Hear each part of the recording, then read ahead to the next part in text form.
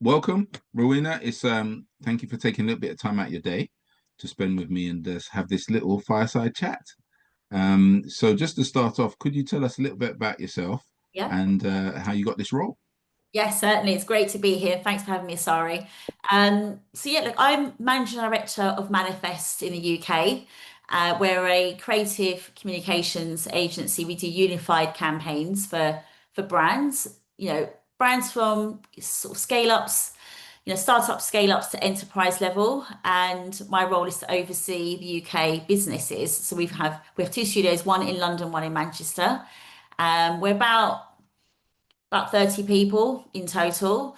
And so I oversee the team, across both studios and obviously the client base and the growth, the strategy, and just making sure that obviously the team, I've got a really good, strong, kind of high performing team as well that and building the culture within the business too. So that's really my role. And what was the background for you to becoming the MD?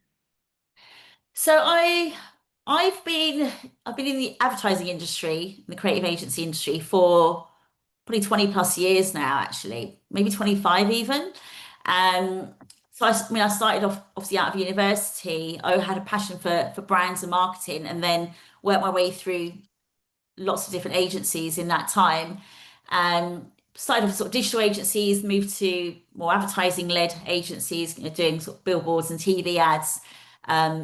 Moved around the circuit, but really sort of between those two. So always between sort of digital agencies and then kind of advertising and sort of big creative agencies. And then I was approached about this role in particular by a former MD that I worked with, and he was an ED on the board, and there was an opportunity for an MD, and he thought I'd be a good candidate for it. So he introduced me to the CEO and just said, I think you two should chat, have a conversation and see how it goes from there. That was, brilliant. I have to say those introductions and the network kind of, that you have kind of working for you right there. Then I met Alex, our CEO, and we hit it off, and I think the chemistry felt good, and I think we both felt good about it actually. So it moved quite quickly from there. And then I was appointed as the MD last April. So I've been in the role just over a year now. Oh wow, yeah, brilliant. Well done. Thank So you. tell us a bit about the business then, and what is there a typical client? I mean, you talked about from startup to others, but Yeah. what are they looking for? What they get from you? Yeah. So most brands will come to us in a moment of change, and they're looking for an agency partner that can bring sort of strategic and creative solutions to solve their business challenges. And generally speaking, they'll come to us because they want difference, and they're looking for a partner that can help them disrupt the category, or help them develop a new sort of positioning within the marketplace, and obviously develop sort of creative work off the back of that. So typically they're the kind of clients that we work with, but they can be of all levels. So they're not always big brands. We do work with, as I mentioned, sort of, startups, scale ups as well.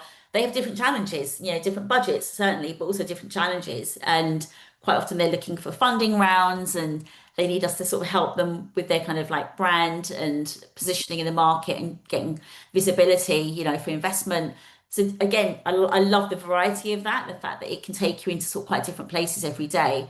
But similarly, we work with some brands who are global brands, and we work with them in terms of their kind of marketing presence, and that's multi-market as much as it is just in the UK as well. Mm, So in one day, I'm across all of those touch points across the business. That's my responsibility really to sort of make sure all of the client businesses are kind of growing in the right way, and we're helping sort of counsel strategically those relationships. So I'm literally in and out of those meetings constantly, from mm.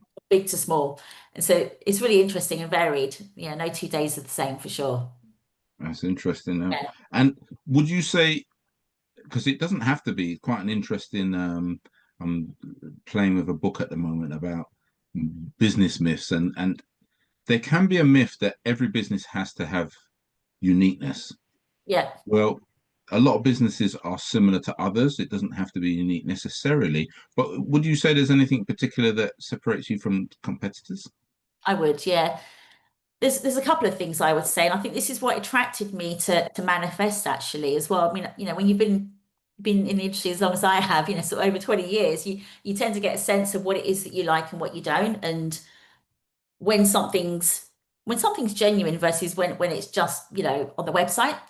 And I got a real sense of this when I met Alex. The culture of the business, I would say, is really different, and it's inclusive. It's inclusive and it's safe. And that was really important for me, coming from, I think, agencies where I haven't always had that, if I'm honest.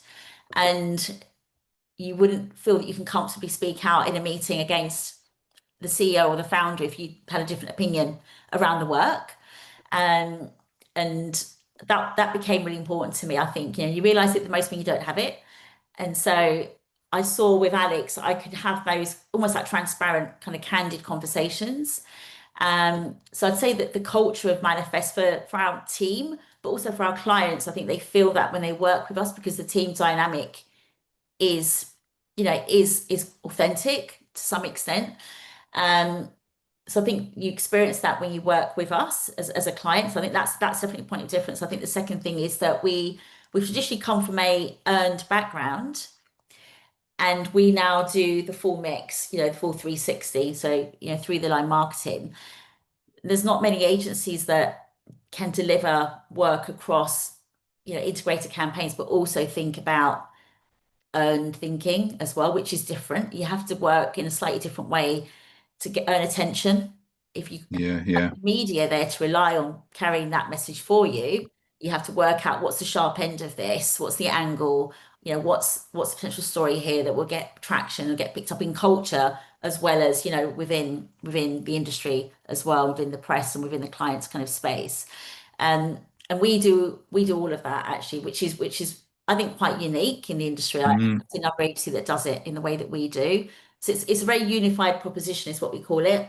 And it helps consolidate lots of work from clients, into one business as well. So I think we tend to do quite well with brands that are looking for all of the above in terms of support, and they may not have the bigger budgets, or they may just want one agency partner that can just handle all of that for them, and there's an efficiency there.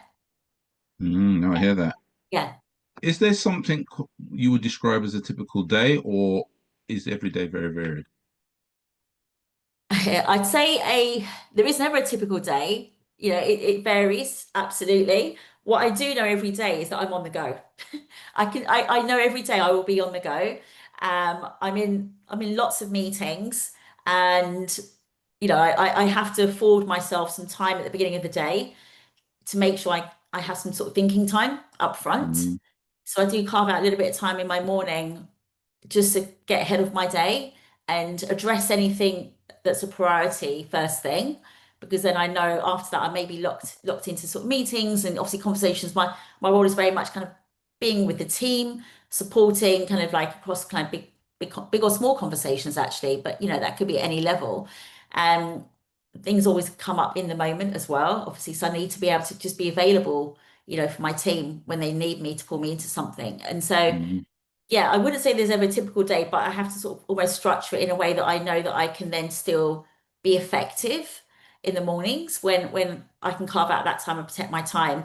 And then yeah, sort of make sure I'm just prioritizing the meetings that I'm in. So I'm just not in meetings where I don't need to be. yeah, yeah. Delegating as well as much as I can with my team so that they're empowered, and I don't want to micromanage, right? So I make sure there's a separation between us. And but yeah, I mean, I love the variety of this. That's why I continue to do it for so long. And I just love I love the mix. Every day is different, and you talk about different brands from one meeting to the next, different business challenges, looking at creative work one minute, looking at strategic work the next. And it just fires up all of the different kind of like, I guess, passions that I have actually. Like, it lights me up, I have to say. Mm. Yeah. I Well, like you got a lot of energy. I say that, a lot of energy and enthusiasm, which is always nice to yeah, see. thank you. And would would a typical day be a long day? Is it long working hours and weekends, and you're always available, or do you manage to get No. that? How do you get that balance? I do balance it. I mean, I'd say that the days are long, but I don't work weekends. Absolutely not, really. I think, if there's a pitch or something, you might. you might check in on things on a weekend and just have a look at the pitch deck, for example. But other than that, no, very much not, I'd say. Um, I mean, the days, yes, they can be long. Um, but I'm committed to kind of doing what I need to do with my team. So if they need me, I'm there for it. I always try and be available for them when they need me. But generally speaking, we respect each other's time. And so most people will be offline from after sort of 6:30, I would say. And we have a policy where we don't tend to email outside of hours. You then just schedule it for the next morning. So Mm, nobody ever feels, even if I might be working after my daughter goes to bed, for example, just catching up on some emails, I don't expect the team to respond. And I don't want them to feel that they have to. So we schedule emails, we use that kind of tool, just so that it's, yeah, nobody feels that they need to reply to you if they see something come through. Um, mm, but no, look, I almost work when I choose to some extent. Obviously, I have my hours in the day and I choose to work in the evening if I want to, because it helps me just get ahead of something, or I'm in the zone sometimes, right? And you want to just, write a presentation, and I'm like, I can do it right now. I know exactly what it is I want to do. I want to just get it down. So yeah, it's more of a choice rather than a necessity, I would say. I think that culture, I came from a culture, I think 20 years ago in the industry, where it was almost expected of you to just work long hours every day, yeah, stay late, and it was presenteeism, right? I think there was a traditionally culture around presenteeism, and I think since COVID, that's changed. It's gone almost to some extent, um, but I don't think if COVID hadn't happened, it would have changed. I think it was very much kind of almost just like how businesses were run, and you had to be seen to be counted. yeah. Very much culture. Totally. And those people that worked late would almost be like, oh yeah, they're still here, And it was seen as a good thing, not a bad thing. Whereas now you see someone working late, I will say to them, like, do you need to really be here? Like, finish up, or, can you take it home, just have a break? If you need to sort of look at it again. You don't need to be in the office to do this. So I think that, yeah, I think that conversation has changed for the better, certainly. Yeah. Good. Yeah. And so it's one of those questions. I mean, about mistakes. The word mistakes is interesting because I don't know if it's true or not, but Nelson Mandela has been credited with saying he doesn't make mistakes. He just has life lessons. It's like, Yeah. you either win or you learn. Yeah. That was his attitude, and I'm not sure if he really said it or not, but he's been credited with that, Yeah. and it's an interesting way of looking at Yeah. things, isn't it? That Yeah. so, how do you feel about that in terms of your career and Yeah. being a senior leader? Yeah. Is there anything you would say? Yeah, I've learned from that. I'll do that differently now." Is there any sort of lessons that you would share?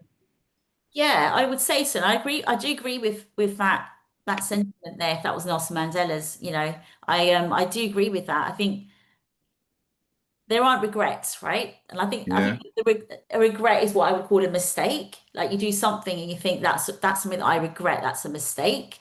But otherwise, I think you have to have the freedom to fail, and that goes back to my point around psychological safety, right? And having that in the culture of the business. yeah, And I think to build that safety, people need to feel that they can make mistakes and therefore not be marched out the door the next day. And I think that's really important. I think for people to try, you need to try new things, but we all need to do that every day, right? I think that's how you grow. And so I think it's important to feel that you can try something and get things wrong. It's one of the conversations I had with Alex actually. I think when we met before I joined Manifest, and I said that I want the freedom to get things wrong as much as I get things right. And that's important to me. And just knowing that I've got that support from you, so that if something does happen, I'm not then worrying about, seeing you, in the corridor or something, and being taken to task over this. But it's like we can have a grown-up conversation about this, and just be like, right, okay, we tried that, it didn't work. What do we do? How do we move forwards? And I think obviously it turns on the extent of the mistake, obviously. And I think there is a limit to how far that kind of, I think that mindset will take you. But I think the spirit of that is important. And so, yeah, look, I think there's lots of learnings, certainly for me, and you grow. That's the whole point of this, right? Is that you grow, through your role, you grow in every role, and even if you're a senior leader, you still don't know all the answers. And you're not supposed to have all the answers. You shouldn't be expected to have all the answers because we are still learning as well. And so that's important for me. And I think I initially put myself under a lot of pressure. I always have done. So I think I just have quite high expectations of myself, but then also of others around me as well because of that. Um, and I think over time, as I've become more of a leader in the business rather than a manager, I've learned that I needed to kind of almost like adjust that expectation and actually be more supporting to people and understand there are different skill sets and capabilities and strengths, and it's finding out what those almost like unlocks are for people, Yeah. and then how you can help light a fire under them. And so that's been a shift for me, I would say, more so as I became a leader in the industry. I said probably about 5 years ago when I started moving to sort of more exec level roles. I it was a shift in the mind's eye almost, I would say, as to how I looked at the world and looked at sort of the workplace and the team, and just thinking about them in a different context, actually. Yeah, and just thinking, Mm. how can I help unlock this person's potential? You know, Yeah. Yeah. what can I do to like, what are they brilliant at? What can I like, do to light a fire under that? Um, I then did a coaching qualification. I think because I was on this kind of journey myself, in terms of my leadership sort of style almost, and also understanding how to just be a better leader of people. Because ultimately we're in the people business. And so I then did a coaching qualification, which I think just helped train me more in that space actually, and just not having to always give the answers to people, but helping them find the answers. You know, Yeah. I think up 100%. to that point, I was probably always quite quick to say, this is what we should do. And I've got, I've kind of got the answer of, oh, I know what we need to do here. And this is what it is. Versus hold back and say, so what do you think the options are? Right? Mm. What would you like to do at this point? And help almost like guide them to that. And that is a shift because it can sometimes be an old muscle that kicks in without thinking. 100%. I had to train myself to not do that. Yeah, that's a good example. There's a book called by Marshall Goldsmith, "What Got You Here Won't Get You There." Yeah. And in that book, have you heard of that? Yeah. Yeah.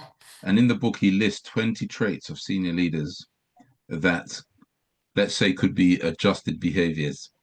And one of them is always telling people their opinion, Yeah. and even if it's not requested. Yeah. And it's quite interesting, actually, as a senior leader, how difficult it can be to not necessarily give your view until you've heard somebody else's. Because it's very easy to shut somebody down. Nah, that's not going to work. That's a dead duck. That's not, and kill their idea off before you've even really listened to it. Yeah. But to actually, as you said, to coach them and Mm, actually say, oh, so why do you think that? And where did you get that from? What made you think that? And tell us some more. And uh, what's the evidence for it? mm, Without ever saying you agree or you don't agree. You don't need to say. And it's quite difficult as a skill to not say whether you think it's a good idea or not, but just explore and allow them to speak freely. Because as soon as you give an indication that you think it's a bad idea, they will kind of clam up a bit and they'll go cold. yeah, And you that's can right. kill them off completely, and then we'll come back with you with another gem. Yeah, and there's nothing worse than seeing that happen as well. I think if you see that happen and it plays out in front of you, I think there's nothing worse than just thinking, God, I've just literally put someone's fire out, right? And that's the worst thing you can do because it takes, I think, a lot of more work to get that back again as well. And I think that's the realization. I think is become a leader in the business, rather than a manager. It's a very different skill set. And Yes. I think, a lot of people become accidental managers or accidental leaders. Because they're good at doing their one thing really well. They might be a brilliant copywriter or something. And then the next thing you know, they're leading a department, and it's like, hang on a minute, that's completely different from being a great copywriter, Very different. and they're not necessarily equipped for that. And yeah, I think even though my background has always been in client services, Mm, so I've always had to almost lead teams, on projects and accounts, leading a business, and everybody across the business is kind of ultimately working with me is very different still. It's very different. mm, You need to absolutely. grow up differently, I think, with that, and inspire people, and like I said, not always have the answers, but just be clear in terms of priorities and focus areas, and be able to be Mm, decisive. I think the biggest thing for me was being decisive, And I've always been quite a decisive person. I think that helped the fact Yeah, that yeah. I make decisions and move forwards, um, and sort of take the team with me as well. How do you feel about, as a senior leader, do you think numbers are an important part of leadership, knowing that having numbers? So we move away from emotion, and not that emotion and passion isn't, and intuition and all that is not important, but what's what's the numbers? It's almost like when a member of staff comes in, can give you all the bluster in the world about I've done this, done that, this is not working, that's not working. But when you say to them, could you give me the numbers? Yeah. It's a very interesting, different conversation. So I just wondered, is that something that's important in what you do? Do you have sort of metrics or whatever you call it? Yeah, yeah. And so when you say numbers, do you mean commercial? Yeah, that Yeah, were KPIs, key yeah, performance indicators, or right. some kind of indicators to say Yeah, factually where are we with yeah, whatever it is the organization's trying to achieve, or for a client or whatever. yeah, yeah. So yes, I do think the numbers are important, but I don't live by them. Um, but they help inform, what we're doing and help inform where we are, where we're headed. So yes, we report on those, and we use those. Obviously commercially, I look at the numbers most days. Um, I report on those, up to the business as well, regularly. But with the team, everybody, if you're in a commercial facing role, everybody be aware of their commercial, performance, in terms of, the growth on their client accounts, the profitability, things like that, utilization. Obviously we need to have an eye on that because there's an operational reality to the business that certain team members need to be aware of. Yeah, In terms of people's kind of KPIs, we do set KPIs. We do try and make them as tangible as we can as well. So we will check on those. You have your one-to-ones every month with your line manager, and then outside that, every 6 months, there's a check-in on your objectives and how you're sort of tracking on that. And then going sort of even sort of more macro than that, we also measure employee NPS as tell well. us more. Yeah, so we do a survey once a month, which goes out, and it's just that standard NPS question: would you recommend working at Manifest to a friend or colleague? And then it's a scale, so they will rate that from a 0 to 10 scale, and it's just a bit of a pulse check, That's interesting. You do that monthly. we do it monthly. Yeah, we do it Interesting. monthly. Yeah. And it's a pulse check on the sentiment of the team, right? And it's always, I always look at that, with a sense of like, how's it going to be this month? Is it going to be good? How are people feeling? There's also an option for some free form sort of like comments as well to be added. So it's always really good for me to see that. It's probably it's one of the favorite bits that I then report on, because I will then talk to that number and the questions or comments that might come through in our quarterly company meeting. So we run a quarterly town hall meeting, and I will capture all of those comments and the ultimate kind of like average score across the 3 months, and then report on that and stand there and talk about the numbers and talk about if it's gone up or down and any of the comments that might have come through, because it's really interesting because you really start to understand what the things are that are really bothering people or on their mind Mm, that you may not know, and they may not feel comfortable to talk about, may not want to, express it. But obviously when it's an anonymous survey, you can quite easily do that. So you get to really sort of know what some of the kind of like concerns might be that you can help solve as well. yeah, yeah, It's surprising what comes out of that. Sometimes there are quite big conversations, or it could be something as easy as, oh, can we just have some more monitors, in the studio for people to plug their laptops into? And it can be quite practical points. I'm like, yeah, yeah, yeah, yeah. we The can more do fruit. that. That's easy. I'm happy with that. We can do that. Sometimes it's a bigger conversation, about a way of working or a process that we have, or the lack of something, that we need to think about. And so, yeah, we do that. We do that once more. So data is important, yes, and I think you use it to inform rather than make those decisions. But Yeah, yeah, always got to be a qualitative element to that, right? I think that's yeah. What I'd certainly say it's best practice to talk to our staff, a temperature check on staff yeah, on a regular basis to engage them, because as you said, you don't know what's going on. Staff can get frustrated, and something can small can become big if it's not dealt with. And if staff don't have an outlet to express it, it can be expressed in a more harmful sort of way. So yeah, I can definitely see that one.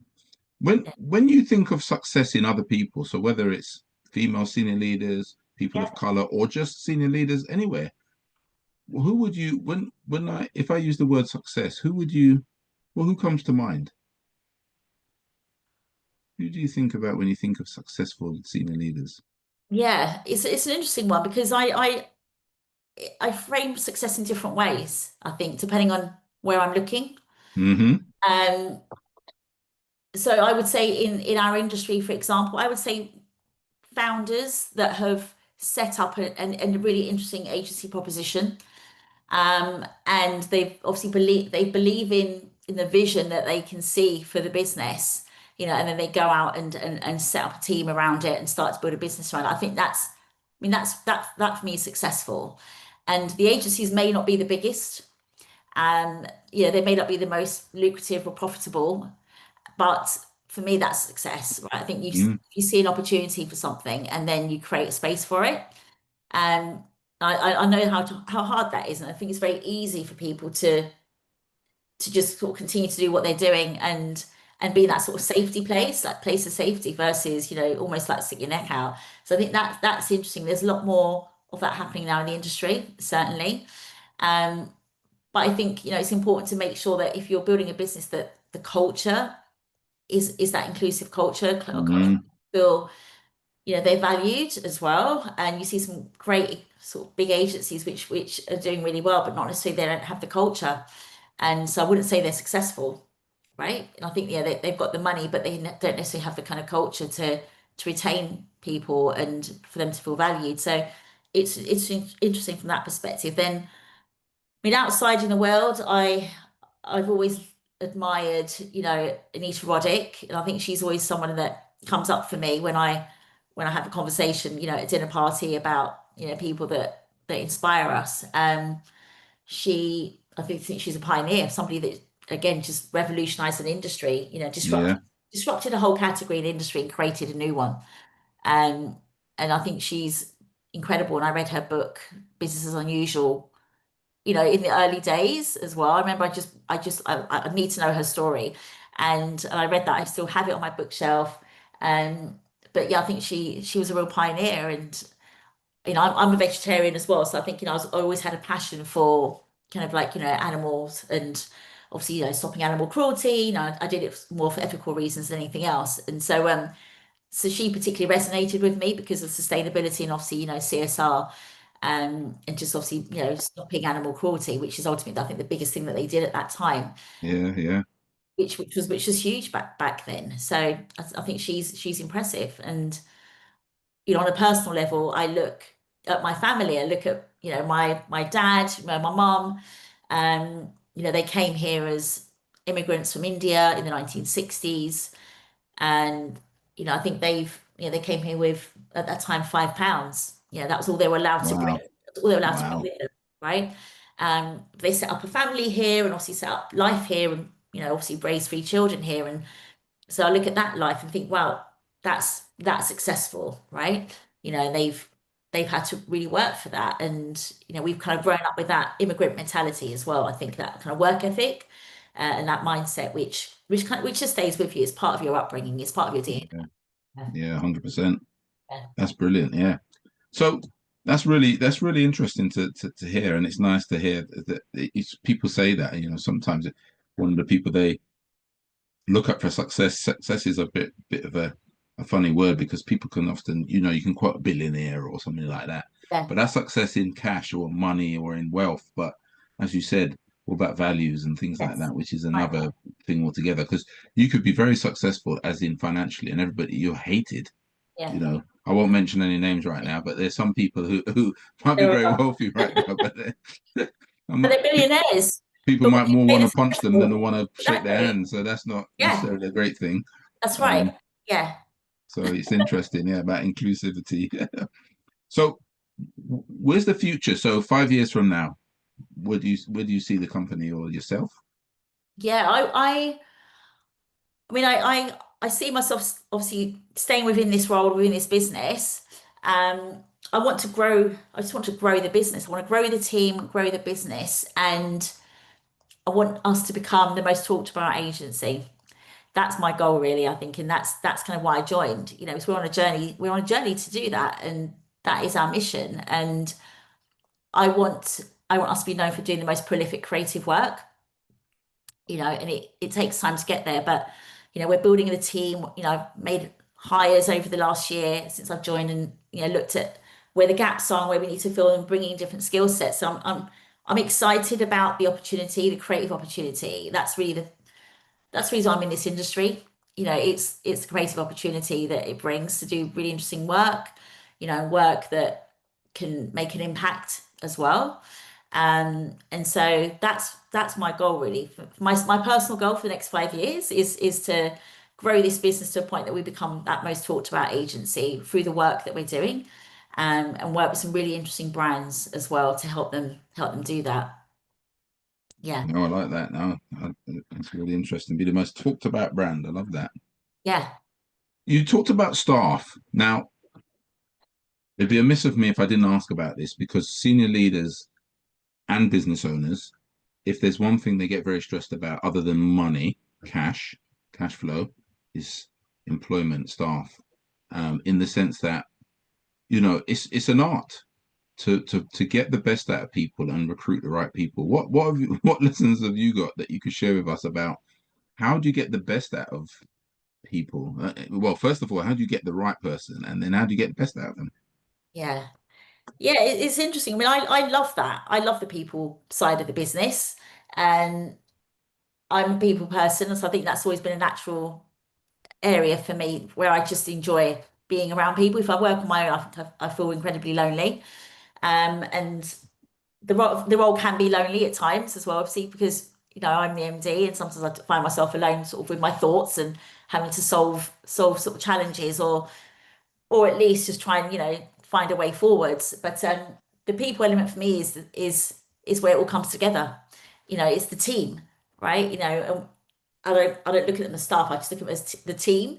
And we're all kind of a team working towards that kind of common objective. How do we find people? I mean, it's a process and it takes time. I think it's not something you want to rush into because you want to make sure you're making the right choices. And I mean, I certainly hire for manifest, not for a particular account or client. I will hire culturally first and foremost. Will this person fit into the team? First of all, obviously they need to do the job, but then will they fit into the team? And and and be somebody that can add to the culture of the business. We call it a culture add. Um, because everybody that comes into the team, you want them to help build out the culture of the business as well.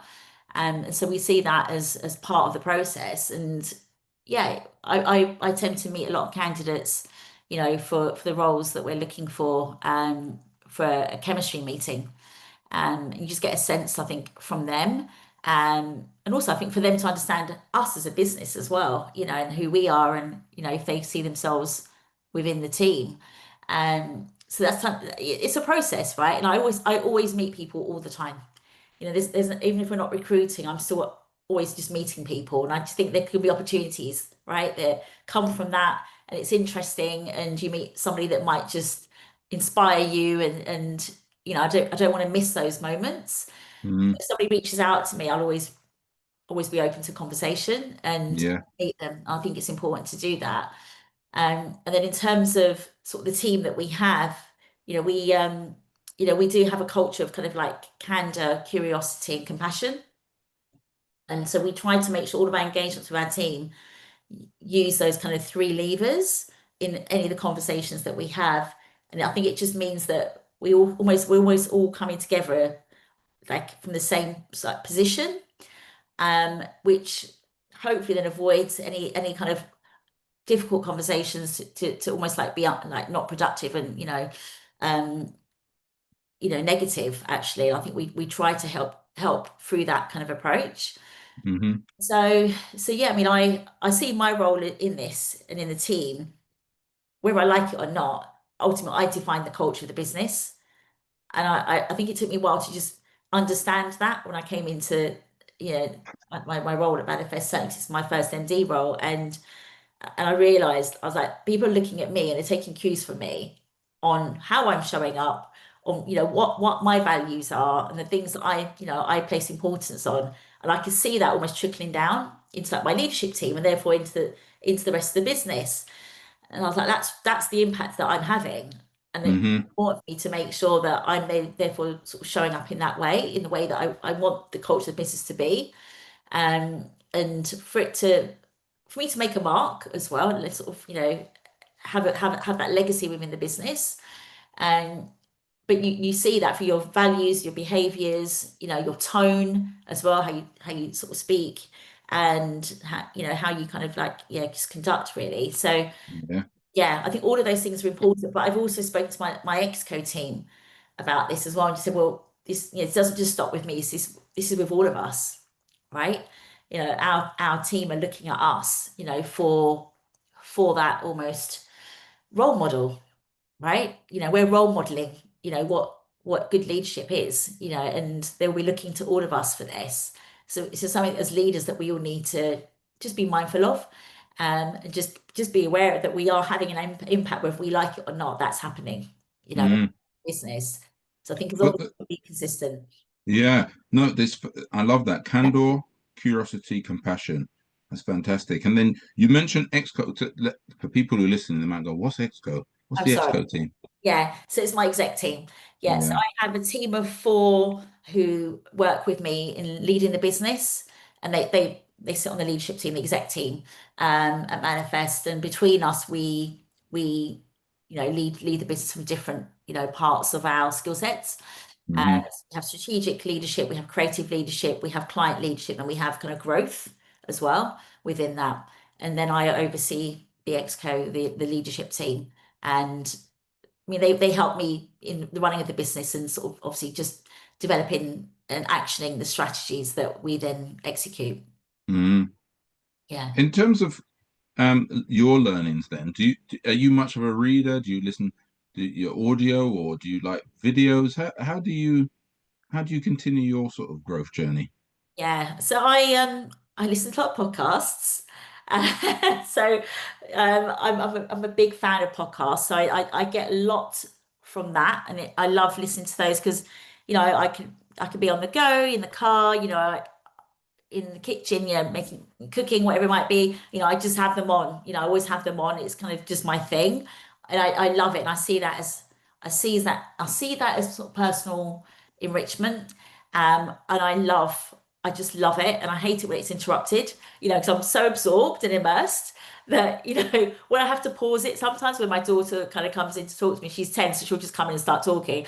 I'm like, okay, I have to pause this for a moment so I can just make sure that I'm not losing any of it or missing it.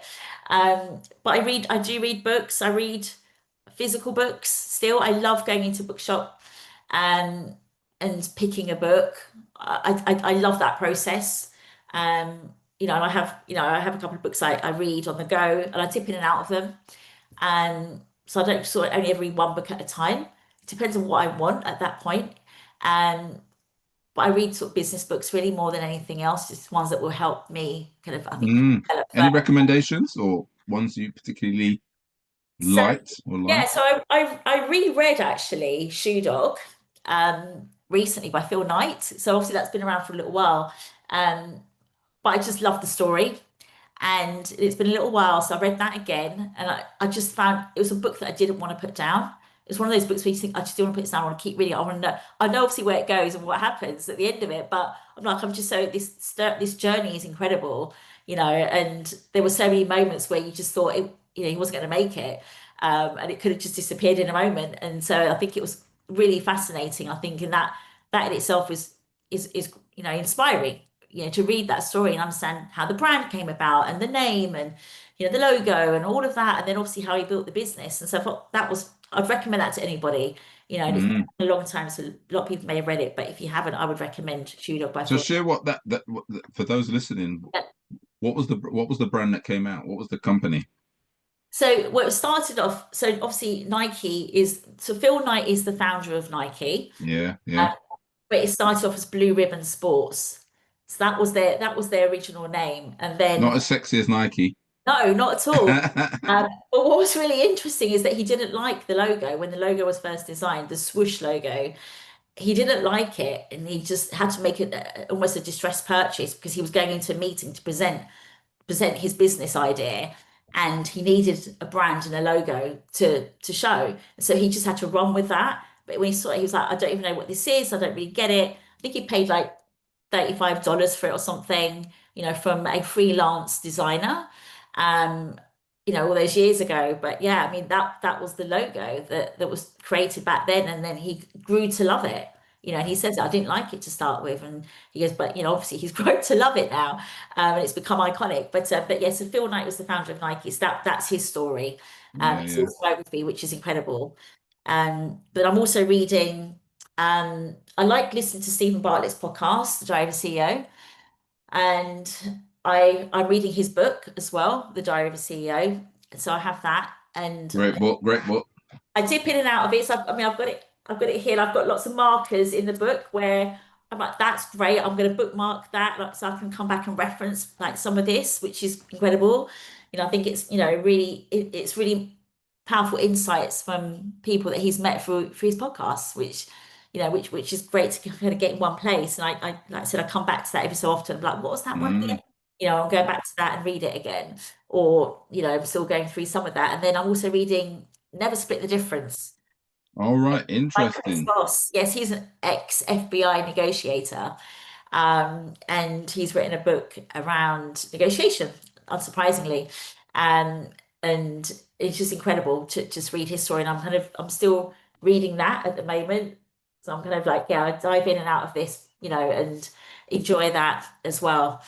And that's more my train book because Yeah, it. yeah. That they were both speakers at our BizX. A few years ago, we had the guy from Never Split the Difference, the FBI guy. Yeah, Chris That was Voss.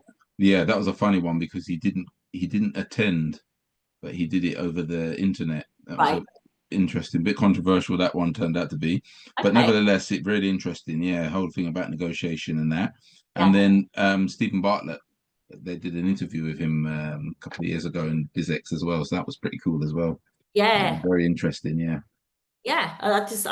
Yeah, I find that, I just find, well, certainly Stephen Bartlett's podcast, again, it's something that I just put on it, and it's just like you're hanging out with somebody, you can just listen in on a conversation, which I just love. Absolutely, yeah. My I love. wife knows me.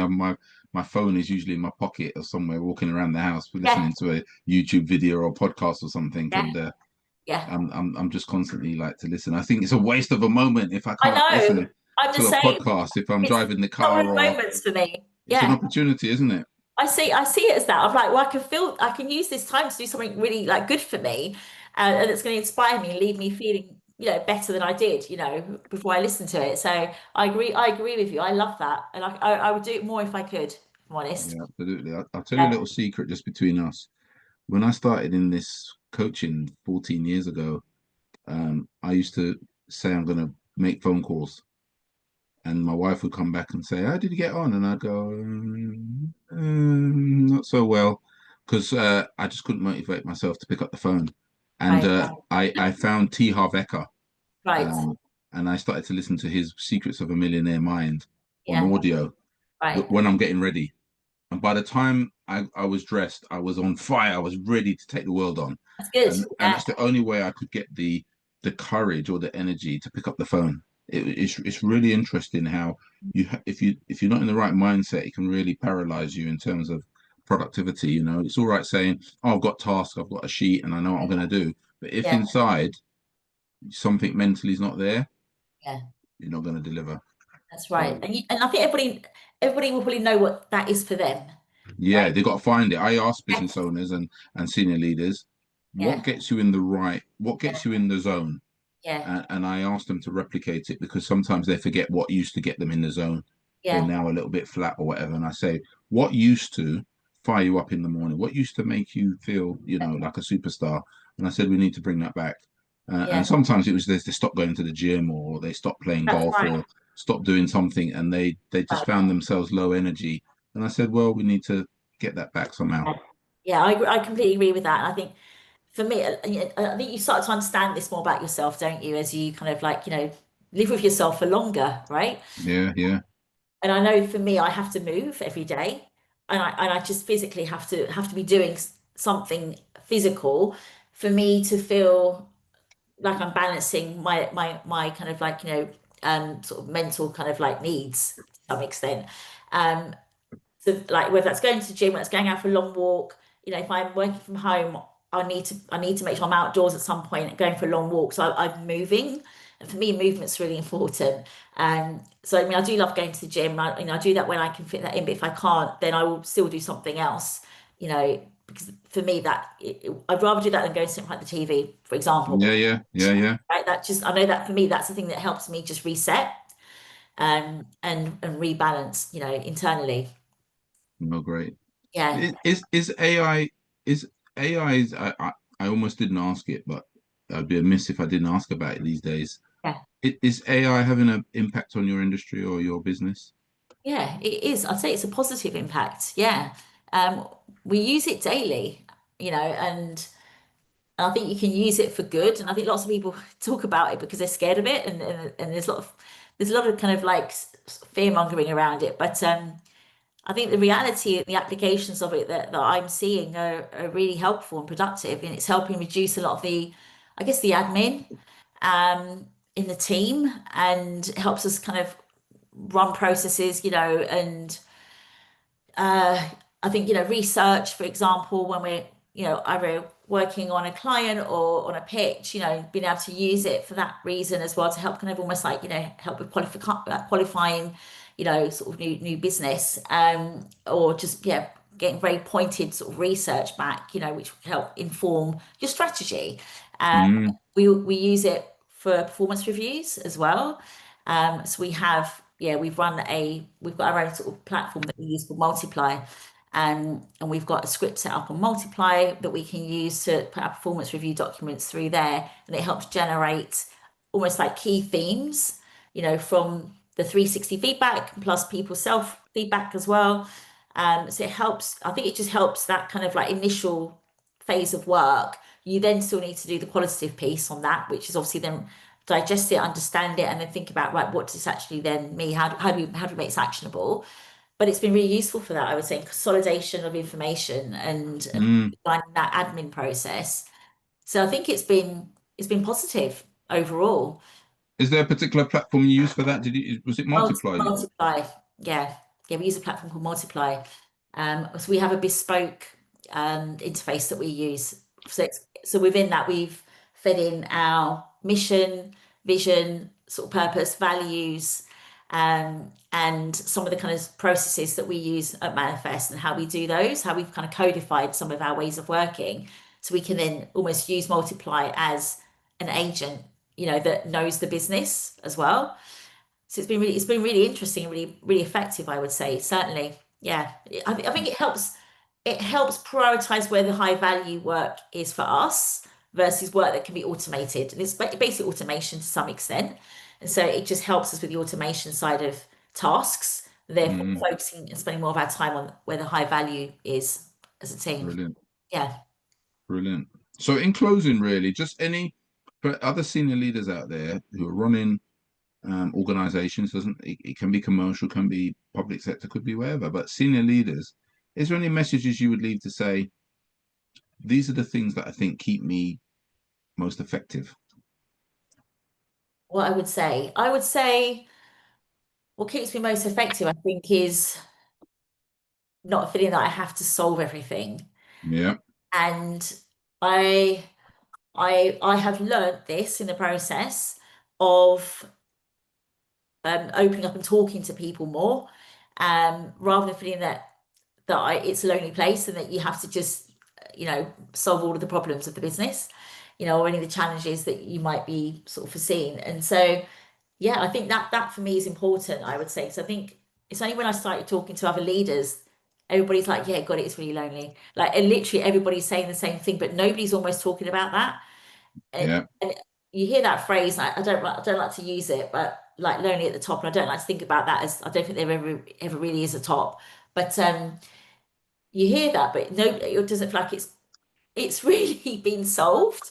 And people don't talk about it. They just don't. It was almost like having to just show that you're you can do the job, right? Mm, And I think the reality is that, I've learned, through the process, either I use my network, I have conversations with them, I've approached other MDs in other agencies that I don't know, but I've almost reached out to them, and just said, hey, like, let's get together. It'd be great to have a chat and just, see how things are going for you. And it's not surprised me how open people are to that.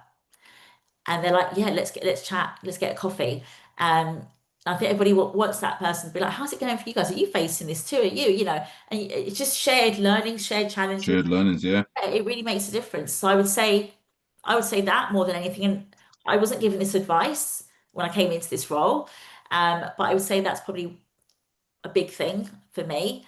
Um, and using my leadership team as well, to discuss and not always feel that you have to have all the answers, for them as well. But say, this is what I'm thinking. What do you think? And that's the whole point of having them, right? And then, together we're stronger. And so I would say that. And yeah, don't.